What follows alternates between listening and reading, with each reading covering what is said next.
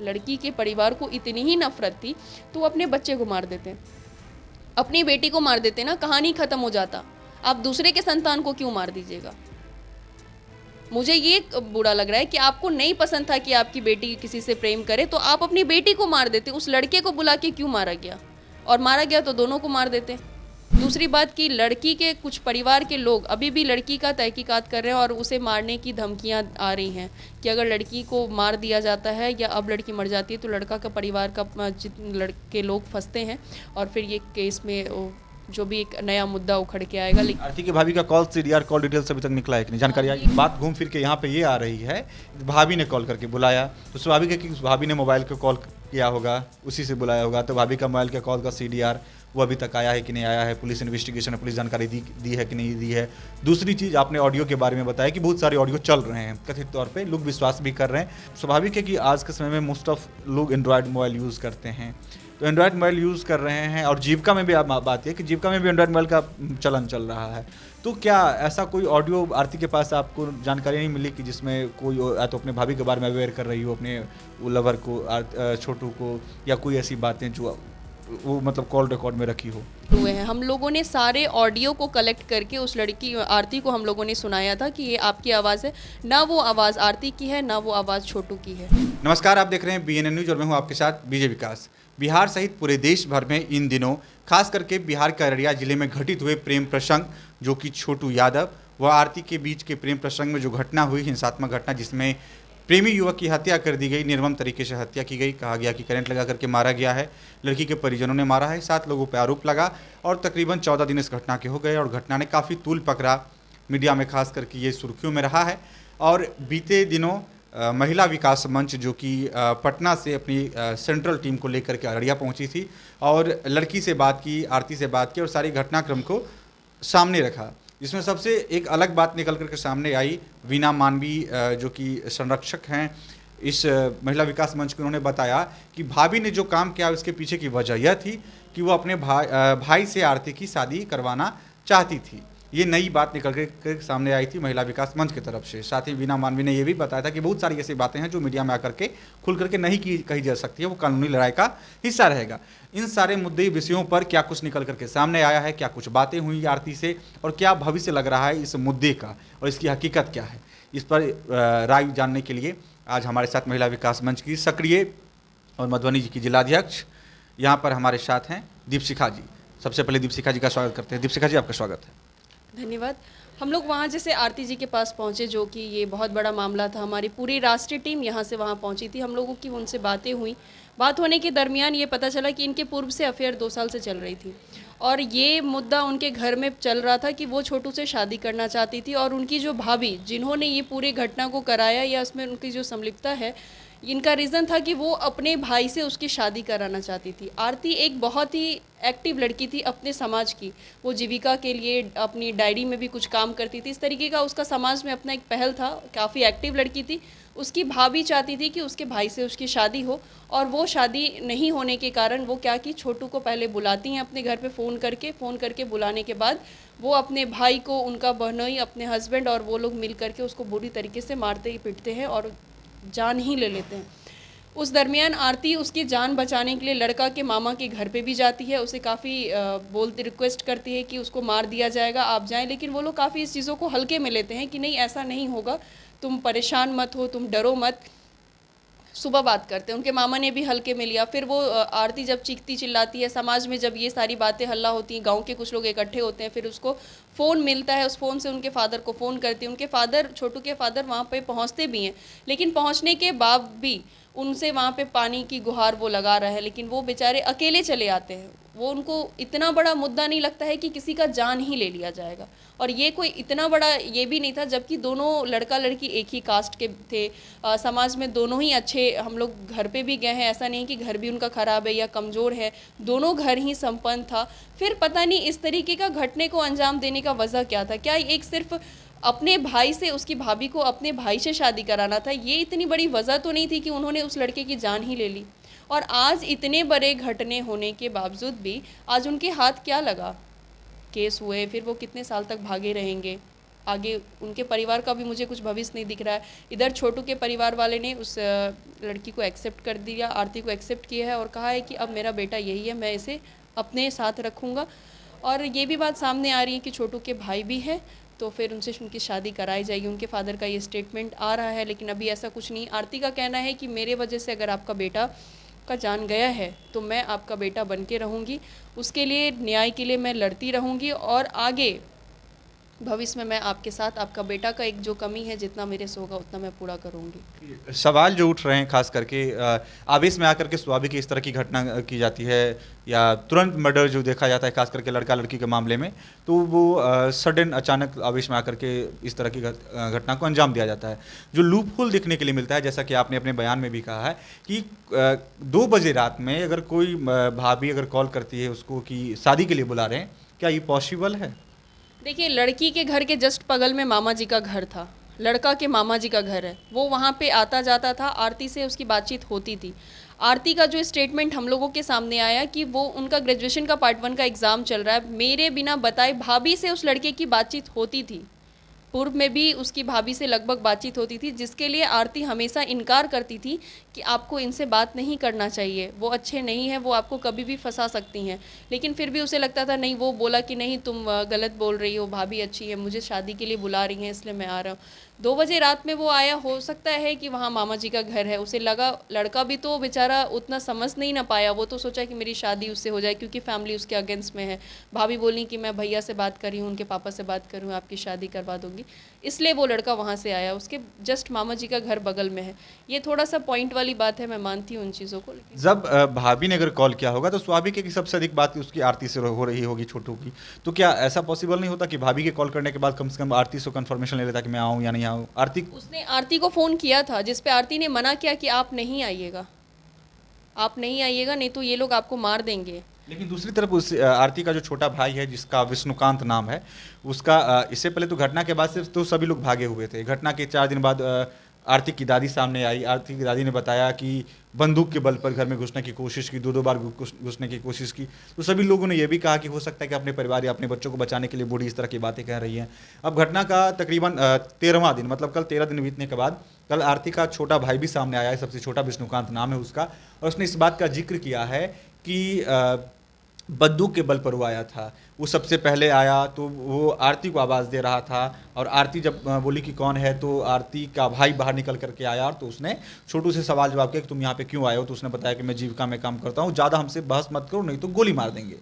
इस तरह की बातें जो उसका छोटा भाई बता रहा है। और उसके बाद वो बताया कि उसके बाद मुझे नहीं पता क्या हुआ, मेरे भैया उसको पकड़ के कमरे की तरफ ले गए, लेकिन उसके बाद क्या हुआ, हम लोग भाग गए। तो ये बंदूक वाली जो बातें आ रही है कि बंदूक लेकर के पहुंचा, धमकाने के लिए पहुंचा, इसकी सत्यता आपको आपने मुलाकात की है आरती से, आरती की तरफ से क्या इसकी सत्यता की पुष्टि हुई है? नहीं, देखिए, ऐसा कोई मुझे नहीं लगता है। अगर वो बंदूक की नोक पे इनके घर में घुसा या फिर ये लोग उनको पकड़ के लेके चले गए, तो वो कहाँ है? गन तो होना चाहिए ना, गन तो वहाँ से नहीं गायब हो जाना चाहिए। और आपके घर में भाभी का भाई, उसका बहनोई वहाँ पे उपस्थित है, कोई अचानक से तो ये घटना हुआ नहीं, ये घटना पूरे प्री प्लान है। और आरती का कहना है, उन्होंने स्टेटमेंट दिया कि आरती की माँ और आरती के जो 2 छोटे भाई हैं उनका इसमें कोई संलिप्तता नहीं है। इनके बड़े भाई, उनकी भाभी और भाभी का भाई, जो इनके साथ उनकी शादी होने की बात हो रही थी, और उनके बहनोई, इन लोगों ने मिलकर के इस पूरे घटने को अंजाम दिया है। मतलब रात के 2 बजे जब भाभी ने उसे बुलाया छोटू को, कथित तौर पर मतलब आरती के अनुसार बुलाया गया, तो उस समय मारपीट करने में आरती के बहनोई और आरती के भाभी का भाई वो भी वहाँ पे मौजूद थे। तो इस लिहाज से ये कहा जा सकता है कि ये साजिश थी, पहले से प्लानिंग थी। इस घटना को जो अंजाम दिया गया है, इसकी कहीं ना कहीं भनक आरती तक पहुंची हुई थी। इसलिए आरती उसको बार बार अवेयर कर रही थी कि आप मेरे घर के तरफ मत आइएगा, मेरे भाभी के बुलाने पे आप मत आइएगा, नहीं तो आपको मार दिया जाएगा। और जिस टाइम में ये घटना हुआ भी कि रूम में उसको बंद करके मारा पीटा जा रहा था, उस टाइम भी आरती ने सबसे गुहार लगाया, लेकिन उसके परिवार वाले को नहीं लगा कि इस तरीके का घटना होगा। और दूसरी बात कि जो लड़का बंदूक लेके जाएगा मारने के लिए, तो इस घटना, जो घटना करने वाला है लड़का, उसके किसी ना फ्रेंड को या उसके फादर को, किसी को तो पता होगा। और वो इतने हल्के में तो चीज़ों को नहीं लेते कि अगर उनको लगता है कि मेरा बेटा वैसा कर सकता है तो वो अपनी पूरी तैयारी में वहाँ पहुँचते, वो अकेले तो वहाँ नहीं पहुँच जाते। और सजनता तो ये है कि वो इतने बड़े घटने होने के बाद भी उस लड़की को एक्सेप्ट करके अपने घर में बज़ाब्ते इज्जत से, और उस लड़की की जितनी कंडीशन ख़राब है उतना केयर करना, ये बहुत बड़ी बात है लड़के के परिवार वालों की, कि उनको भी पता था ये सारी चीज़, उन्होंने एक्सेप्ट भी कर लिया। ऐसे तो हमारे समाज में अगर ऐसा घटना हो जाए तो बहुत सारे परिवार एक्सेप्ट ही नहीं करते लड़की को, कि तुम्हारे वजह से मेरा बेटा का जान गया है। और मुझे इस घटना में लगता है कि अगर इतनी ही नफरत थी, लड़की के परिवार को इतनी ही नफरत थी, तो वो अपने बच्चे को मार देते, अपनी बेटी को मार देते ना, कहानी ख़त्म हो जाता। आप दूसरे के संतान को क्यों मार दीजिएगा? मुझे ये बुरा लग रहा है कि आपको नहीं पसंद था कि आपकी बेटी किसी से प्रेम करे, तो आप अपनी बेटी को मार देते। उस लड़के को बुला के क्यों मारा गया? और मारा गया तो दोनों को मार देते। मुझे ये पॉइंट बस लगा कि नहीं। और ये प्रेम प्रसंग बहुत बड़ा नहीं था, कोई जाति अलग नहीं था, या दोनों परिवार संपन्न नहीं था, या कोई ऐसा बहुत नहीं था। ये सारा प्री प्लान करके जो सारी घटना को अंजाम दिया गया है। जहाँ तक हम लोग वहाँ पे गए और हम लोगों के सामने जितनी बातें आई, उसमें हमें यही समझ में आया। और लड़का के परिवार अभी लड़की को पूरा सहारा दे रहे हैं। दूसरी बात कि लड़की के कुछ परिवार के लोग अभी भी लड़की का तहकीकात कर रहे हैं और उसे मारने की धमकियाँ आ रही हैं कि अगर लड़की को मार दिया जाता है या अब लड़की मर जाती है तो लड़का का परिवार का लड़के लोग फंसते हैं और फिर ये केस में जो भी एक नया मुद्दा उखड़ के आएगा। लेकिन अभी वो लोग लड़की को हाइड करके रखे थे 2-3 दिन तक। जब वो हॉस्पिटल में थी तब उनको वो कोई सारी इन्फॉर्मेशन छिपाए हुए थे लड़की वाले से, जिसमें हल्ला हुआ था कि लड़की डेथ हो गई। लड़की की डेथ की बात और जितने भी ऑडियो सोशल मीडिया पे वायरल हुए हैं, हम लोगों ने सारे ऑडियो को कलेक्ट करके उस लड़की आरती को हम लोगों ने सुनाया था कि ये आपकी आवाज़ है। ना वो आवाज़ आरती की है, ना वो आवाज़ छोटू की है। वो सारे वीडियो क्रिएट किए गए हैं, वो सारे ऑडियो क्रिएट किए गए हैं। और उसका भाई, जो छोटू जी का एक भाई था वहाँ पे, वो हम लोगों से बताया कि हमें मीडिया वाले लोग इतना परेशान करें कि छोटू का पुराना भी कोई रिकॉर्डिंग है, कभी भी किसी 1-1.5 साल पहले भी उन्होंने किसी से किसी भी मुद्दे पे बात किया है, वो रिकॉर्डिंग हमें चाहिए। वो रिकॉर्डिंग लेकर के फिर से एक नई ऑडियो कलेक्ट करके बनाएंगे। ये सारी चीज़ें जो सोशल मीडिया पे जो उनकी ऑडियो वायरल हुई, वो सारी ऑडियो भी झूठी है। टेक्निकल टर्म की बात करें तो लगभग 14 दिन बीत चुका है इस घटना का। और अगर प्राइमरी इन्वेस्टिगेशन की बात करें तो स्वाभाविक ही ये चीज़ें निकलकर अब तक सामने आ गई होंगी। कॉल CDR, बात घूम फिर के यहाँ पे ये आ रही है कि भाभी ने कॉल करके बुलाया, तो स्वाभाविक है कि उस भाभी ने मोबाइल को कॉल किया होगा, उसी से बुलाया होगा। तो भाभी का मोबाइल के कॉल का CDR वो अभी तक आया है कि नहीं आया है, पुलिस इन्वेस्टिगेशन, पुलिस जानकारी दी है कि नहीं दी है। दूसरी चीज़, आपने ऑडियो के बारे में बताया कि बहुत सारे ऑडियो चल रहे हैं, कथित तौर पे लोग विश्वास भी कर रहे हैं और लोग उस पर प्रतिक्रिया भी दे रहे हैं कि शायद ये सही नहीं हो या गलत हो, इस तरह की बातें। कोई पुष्टि, हालांकि अब खबरें आने लगी है कि बहुत सारे उसमें से ऑडियो गलत है। लेकिन स्वाभाविक है कि आज के समय में मोस्ट ऑफ लोग एंड्रॉयड मोबाइल यूज़ करते हैं, तो एंड्रॉयड मोबाइल यूज़ कर रहे हैं और जीविका में भी आप बात है कि जीविका में भी एंड्रॉयड मोबाइल का चलन चल रहा है। तो क्या ऐसा कोई ऑडियो आरती के पास आपको जानकारी नहीं मिली कि जिसमें कोई या तो अपने भाभी के बारे में अवेयर कर रही हो, अपने वो लवर को, छोटू को, या कोई ऐसी बातें जो वो मतलब कॉल रिकॉर्ड में रखी हो? आरती के पास फ़ोन, स्मार्टफोन नहीं है। उसके पास छोटा वाला फ़ोन ही है जो कीपैड बटन वाला आता है, वही फ़ोन है। उसके पास स्मार्टफोन नहीं है, तो उसके पास कोई ऑडियो है ही नहीं। और लड़का का जो फ़ोन है, उस फ़ोन में भी कोई ऐसा ऑडियो नहीं है। लड़का का फ़ोन रिकवर हुआ है? हाँ, फ़ोन उनके भाई से जो पूछा गया कि उनके फ़ोन, तो बोला कि उसके फ़ोन का कोई भी रिकॉर्डिंग्स नहीं है। वो सारा रिकॉर्डिंग्स क्लियर हो चुका है, मतलब डिलीट है या फिर है नहीं। वो उनके फ़ोन में ऐसा कोई रिकॉर्डिंग नहीं है जिससे कुछ जो अभी वायरल हुआ है वो रिकॉर्डिंग सामने, ऐसा कुछ भी रिकॉर्ड्स नहीं है उनके पास। आरती की भाभी का कॉल CDR कॉल डिटेल्स अभी तक निकला है कि नहीं, जानकारी आई है? ये जानकारी अभी हमारे पास नहीं आई है, क्योंकि हम लोग थाना विजिट किए थे तो उन्होंने कहा कि हम लोग इन्वेस्टिगेशन चालू रखे हैं, तो लोगों की गिरफ्तारी हुई है और 1 हफ्ते के अंदर लगभग हम लोग और लोगों को अरेस्ट कर लेंगे। और सबसे बड़ी बात ये भी है कि सबकी नज़रें गड़ी हुई हैं और आपने सही बात बताया कि स्वीकार करना, उस लड़की को उसके परिवार ने स्वीकार किया है, स्वाभाविक सुरक्षा दे रहे हैं, सब कुछ उनका कर रहे हैं। तो शादी की जो बात आई है, छोटू के बड़े भाई जो मन्नू नाम है उनका, उनकी शादी होने वाली थी 17 तारीख को और उनकी शादी टल गई है और उड़ते हुए खबर चल रही है और लोग लगातार सवाल भी कर रहे हैं उनके पिताजी से आरती की शादी छोटू के बड़े भाई से करवाने की। तो इसकी सत्यता क्या है? क्या आरती का पक्ष क्या है? क्या आरती चाहती है कि अगर संभव हो तो शादी कर ले? उनके पिताजी क्या चाहते हैं? क्योंकि अपने परिवार के सभी सदस्यों से बात करके आप लोगों ने आया। देखिए, ये चीज़ अभी हम लोगों के सामने कोई पुष्टि नहीं हुई है कि उनकी शादी बड़े भाई से होगी या छोटे भाई से होगी। जिनकी शादी तय है और उसकी शादी अचानक से फिर इस तरीके का मोड़ लेना, ये बातें हम लोगों के सामने नहीं आई हैं। अब आगे की भविष्य जो है आरती की, और उस कंडीशन में भी लड़की नहीं थी जो हम लोग उससे पूछे कि अगर उसकी शादी तुम्हारे भाई से हो जाए तो फिर हम लोग इसमें सपोर्ट करें, या तुम क्या चाहती हो। इस कंडीशन में लड़की थी नहीं जो हम लोग उनसे पूछे। एक तो ऐसे ही दर्द से गुजर रही है, कुछ दिन बीतता है, धीरे धीरे थोड़ा सा दर्द कम हो तो फिर पूछा जाए इस मुद्दे पे। अभी उनके परिवार वाले ये चीज़ कह रहे हैं। आरती ने ऐसा कोई स्टेटमेंट नहीं दिया कि वो अभी फ्यूचर में क्या लेगी, करेगी, शादी करेगी या नहीं करेगी। फिलहाल उसका अभी एक ही मुद्दा है कि मेरे हस्बैंड के साथ जो हुआ, मतलब जो मैं जिससे प्रेम करती थी, मैं उसे एज अ आगे अपने पति मानती थी, उसको इन लोगों ने मार दिया। मैं उनको भी उसी तरीके से सज़ा दिलाऊं जैसे मेरा छोटू मरा है, वैसे उनको भी फांसी की सज़ा होनी चाहिए और उन्हें भी सज़ा मिलनी चाहिए।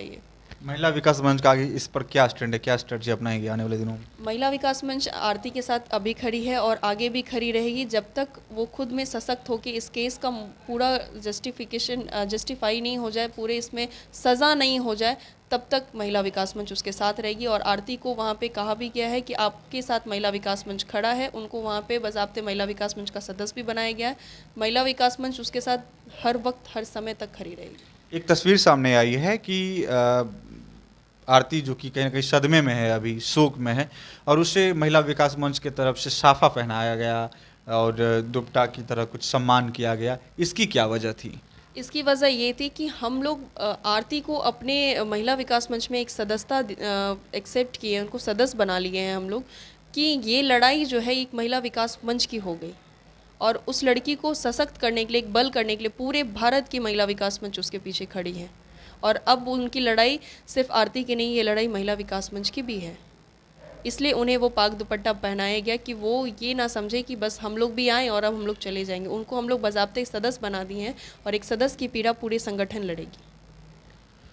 तो ये हमारे साथ दीपशिखा जी थी, जो कि महिला विकास मंच की सक्रिय कार्यकर्ता हैं, सदस्या हैं पहले, और वर्तमान में जिला अध्यक्ष हैं, जो कि लगातार सामाजिक मुद्दों पर काम करती हुई नजर आती हैं। और इनकी टीम जो कि प्रतिनिधिमंडल के तौर पर महिलाएं पहुंची थी अररिया, और इस घटनाक्रम को लेकर के जो कि पीड़िता हैं आरती, उनसे सारी जानकारियां इकट्ठा की और उनके न्यायिक लड़ाई में साथ देने का इन्होंने भरोसा दिलाया है अपने संगठन की तरफ से। फिलहाल इस वक्त ये इतना ही। अब देखते रहें BNN न्यूज़। धन्यवाद।